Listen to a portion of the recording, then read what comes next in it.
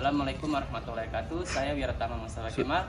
Di sini saya bersama rekan-rekan saya dari kelompok 1 ingin mewawancarai owner dari toko Halal Mart di Kelurahan Kalumpang.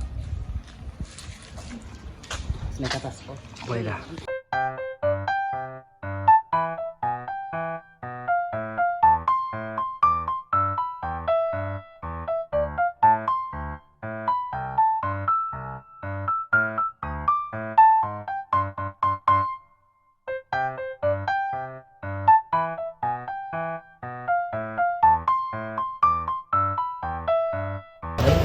Assalamualaikum warahmatullahi wabarakatuh. Waalaikumsalam warahmatullahi wabarakatuh. Terima kasih kepada Bapak yang telah memberikan kesempatan kepada kami untuk membahas-bahas sedikit.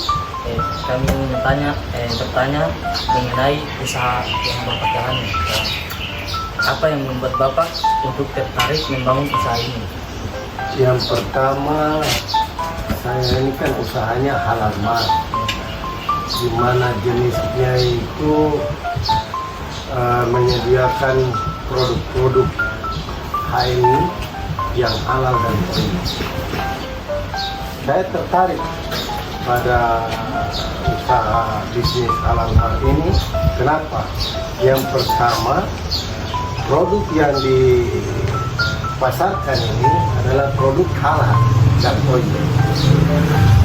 Yang pertama. Yang kedua, sesuai agama saya menganjurkan saya itu harus menggunakan produk-produk yang halal dan toyib. Sehingga saya punya motivasi untuk membuat usaha ini karena penyedia produk halal. Produk-produk ini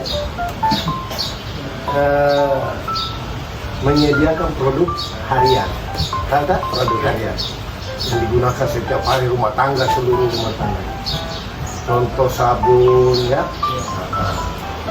kemudian sabun juga banyak Pak, mulai pasta gigi, sabun mandi, sampo, sabun cuci, itu ada semua.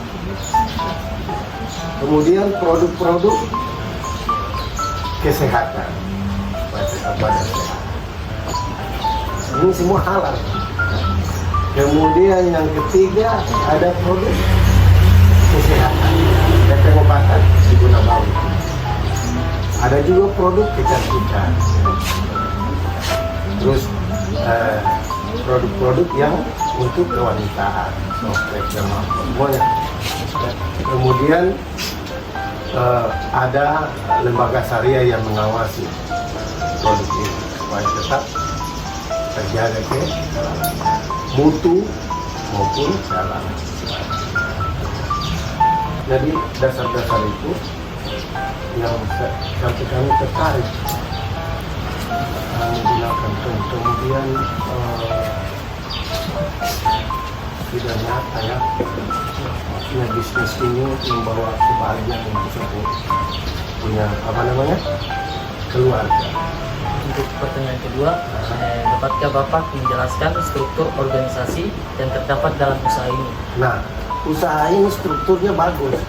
Ini dia berangkai dari pusat sampai ke daerah, sampai penyedia di tempat terpencil pun dia tetap sistem itu tetap bagus, dia terjadi. Jadi tidak kita setelah buat usaha terus ditinggalkan begitu upaya sendiri, tidak. Jadi mulai dari leader-leader yang ada di pusat sana yang punya produk ini ya, dia buat sistem yang sangat bagus. Jadi siapa saja yang sudah masuk jadi member terdaftar itu berarti bagian dari pabrik.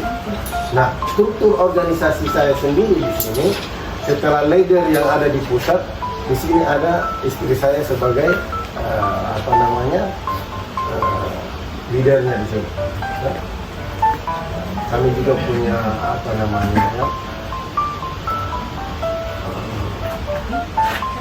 tempat-tempat untuk bertanya itu di pusat. Jadi di sini leadernya, kami punya juga admin ya, mencakup masalah keuangan dan stok barang, pembukuannya.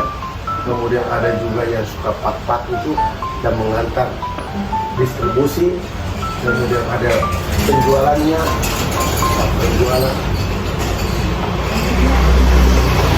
Nah, untuk pertanyaan selanjutnya, bagaimana Bapak mengelola usaha ini dilihat dari jenis usaha, perkembangan usaha, dan rencana pengembangannya? Jadi usaha ini jenisnya kan halal mart, apa menyedia produk-produk, namanya halal mart pokoknya.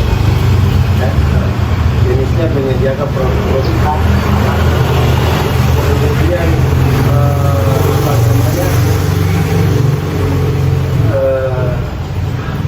cara apanya tadi?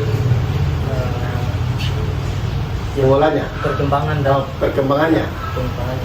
pengembangannya. Nah, ini pengembangan kita tentunya harus pertama kita harus pelatihan. Apa yang diadakan pusat kita harus ikut ke sana. Terus kita juga buat pelatihan sini. Kami juga setiap hari, istri saya itu buat apa, konten ya, konten itu memperkenalkan produk-produk. Kemudian dia demo sendiri, dia kasih masuk di TikTok atau di grup WA-nya untuk pengenalan.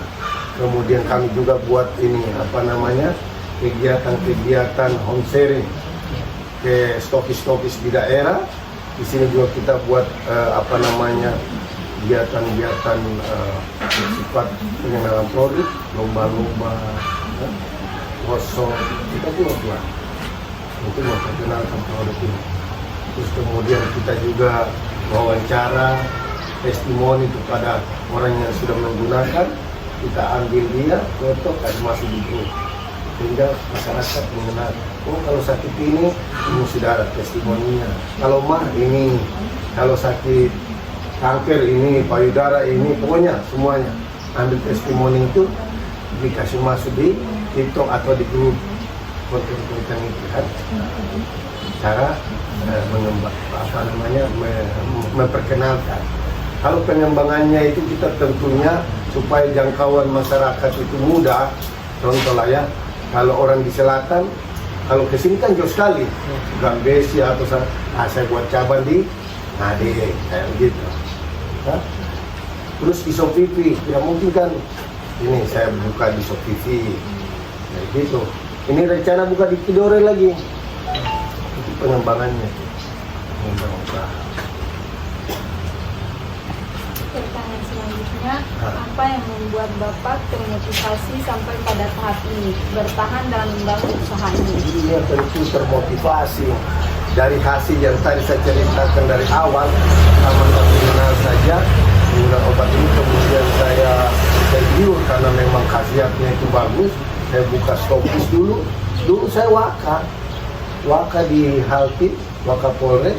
Coba seorang waka untuk menyediakan produk ini untuk anggota di sana, keluarganya dengan masyarakat di Halti.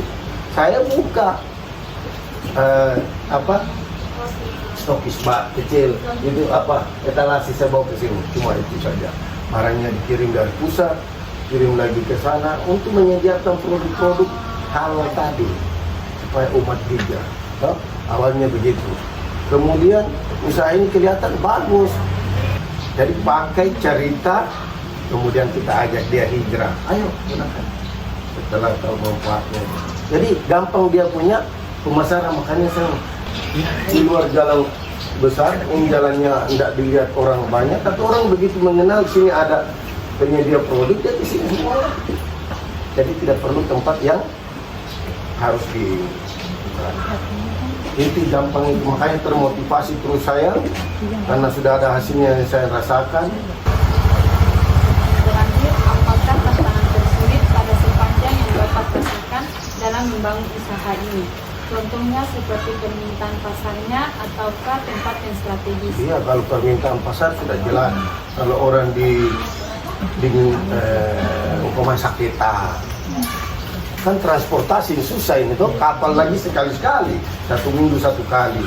Lagi pula yang itu, yang tantangannya itu kan, mau perluas pasar ini ke daerah-daerah itu susah, karena transportasi kita ini banyak apa namanya, keperluan ya. Susah itu. Tapi ada stok di sana, tapi kapal itu Kalau sekali-sekali saja. Nah, itu agak tantangan juga buat kita bagaimana supaya saya maunya mereka itu kalau penyedia itu memang dia konsisten. Oh ini produk ini tidak ada yang jual sini, konsisten saya.